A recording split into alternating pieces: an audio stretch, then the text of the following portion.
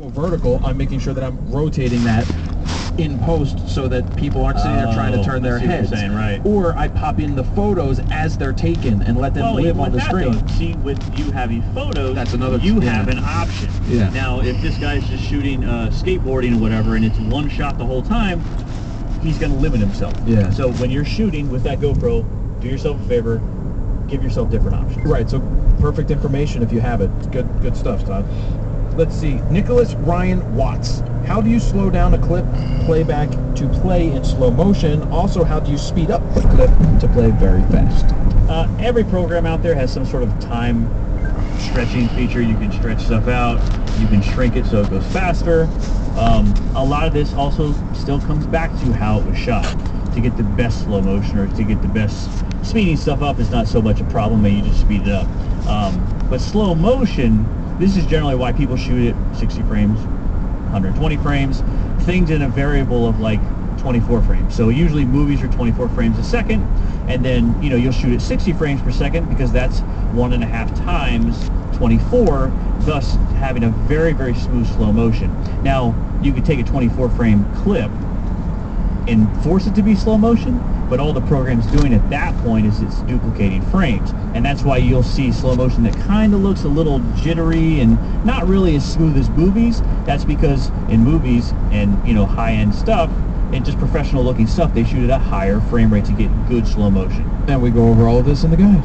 We do. And now the only other thing I would say is you could do just a flat, like speed it up, slow it down, but you can also do speed ramps where you go from like 0 to 50 to kind of have it start normal and then speed up really quick and then slow back down. And we touch on that in the guide as well.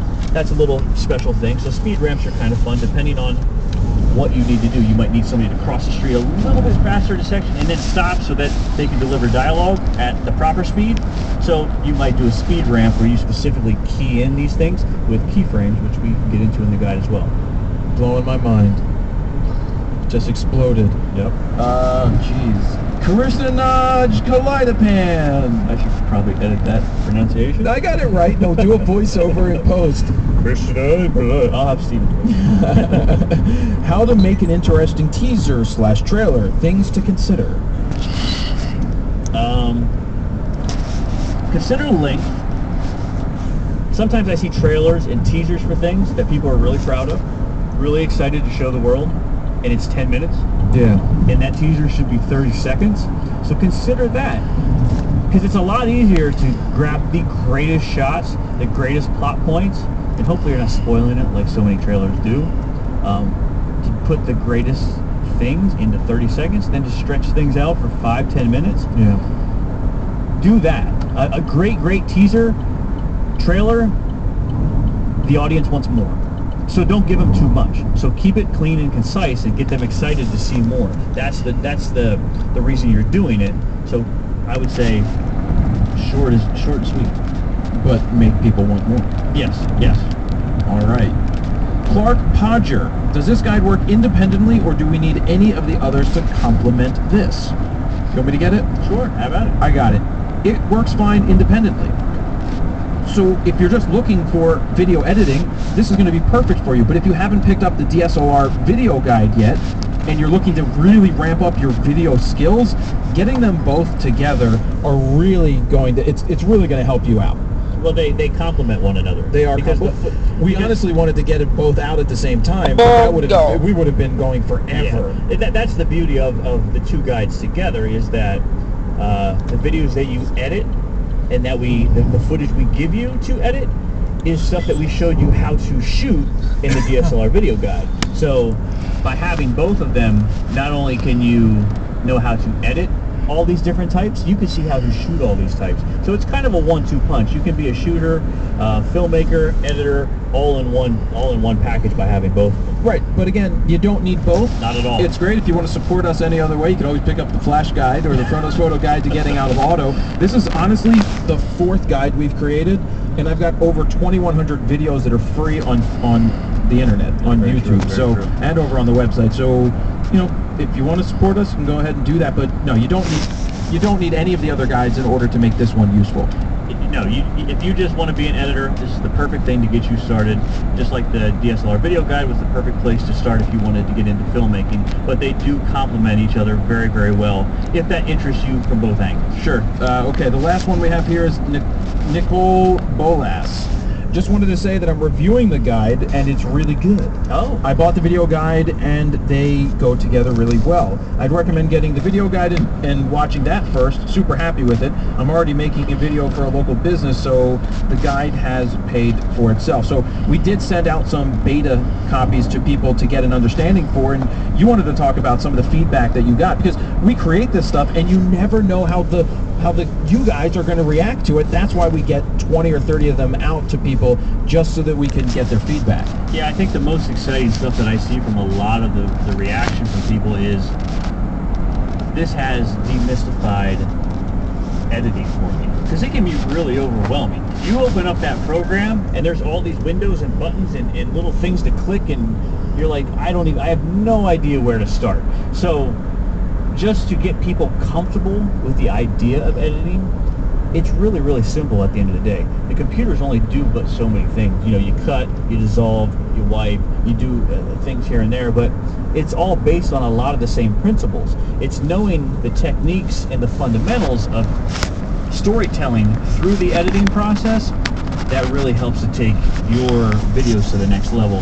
And what I was super happy to see with a lot of the responses was that everybody was getting that. They're like, holy cow, I look at videos way different now because of this guide. I watch television different. I watch movies different. And I think that does a lot for me, because that's what we set out to do starting this guide, to really bring editing down to a level where anybody can pick it up. Well, and whether you're a pro, amateur, beginner, the same thing we try to do with every guide is to make it fun and informative. And this guide is pretty unique because Todd is the master expert at this, and I'm the amateur guy for something. It's not like we're taking pictures, it's the editing part.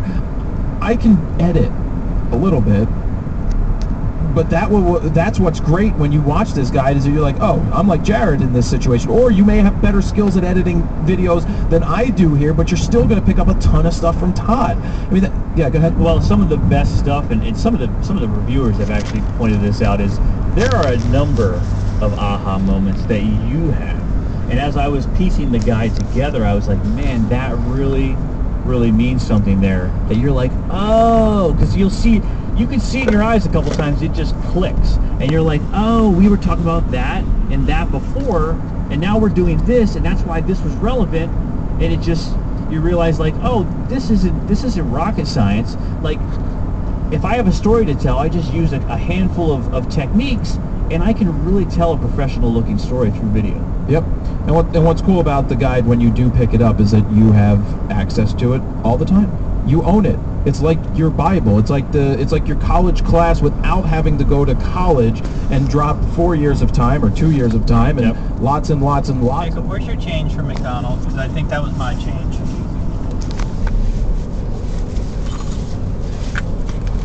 Where's all your change? I think you accidentally grabbed Mr. Bean's $5 bill. No, where's your dollars?